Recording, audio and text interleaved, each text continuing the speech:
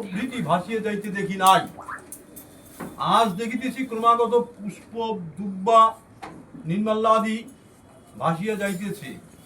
ইহার কারণ কি? আপনি সর্বজ্ঞ, তাই আপনাকেই জিজ্ঞাসা করি, ইহার কারণ কি?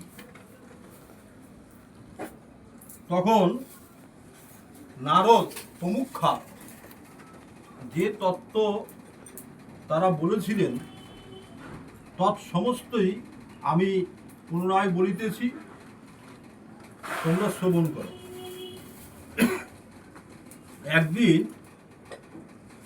কৈলাসে গিয়ে দেখিলাম হরগৌরী একাশনে উপবিষ্ট আছেন, তথা লক্ষ্মী নারায়ণ উপস্থিত। তাদের পদে প্রণাম করিলে আমাকে ওখানে বসিতে আদেশ করিলেন। আমি ওখানে বসিলাম। তথায় দেবীর সখী পদ্মা আসিয়া উপস্থিত হইলেন।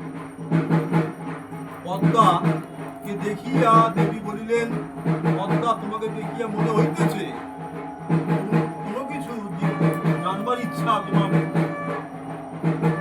হচ্ছে। তখন বললেন, আমি জানতে চাই আপনার নাম বিপত্তারিণী হইল কেন? কোন ভক্তকে বিপদ হইতে পরিত্রাণ করিয়া আপনি এই বিপত্তারিণী নাম ধারণ করিয়াছেন? মহাদেবের দিকে দৃষ্টি নিক্ষেপ করিয়া পার্বতী বলিলেন, নাথ, আপনি আমার এই বিপত্তিনী তন্ত্র আমার সখী পদ্মার নিকট কীর্তন করুন, যে জন্য আমি এই বিপত্তির নাম ধারণ করিয়াছি। তখন বললেন যে দেব ও দানবেরা মিলিত হইয়া যখন সমুদ্র মন্থন করে, সমুদ্র থেকে যখন কালকূট বিষ উত্থিত হয়েছিল, মহাদেব সেই বিষ পান করেছিলেন। দুর্গা নাম স্মরণ করিয়া মহাদেব সেই বিষ ভক্ষণ করেছিলেন। সেই দুর্গা নাম স্মরণে মহাদেবের কোনো অনিষ্ট হইল না। ওই কালকূট বিষ হইতে পরিত্রাণ প্রাপ্ত হইলেন, বিপদ মুক্ত হলেন, তাই তার নাম বিপত্তারিণী হইল। এছাড়াও শ্রীকৃষ্ণ রাখালাদির সঙ্গে যখন গোষ্ঠে গিয়েছিলেন, গোষ্ঠে যখন কালকুর বিষ জলের মধ্যে ঝাঁপ দিলেন, রাখালেরা কান দিতে লাগিল। শ্রীকৃষ্ণ সেই সর্পের উপরে মুহুর্মুহু দুর্গা নাম স্মরণ করে সেই সর্পকে বধ করে আবার কুলে উঠিয়ে আসলেন। সেই জন্য তার কৃষ্ণকে রক্ষা করেছিলেন, তাই তার নাম বিপত্তারিণী হইল।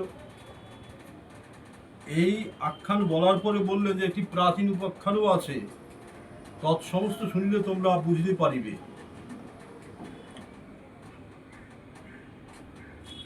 খুল্লনার গর্ভে শ্রীমন্তের জন্ম হয়।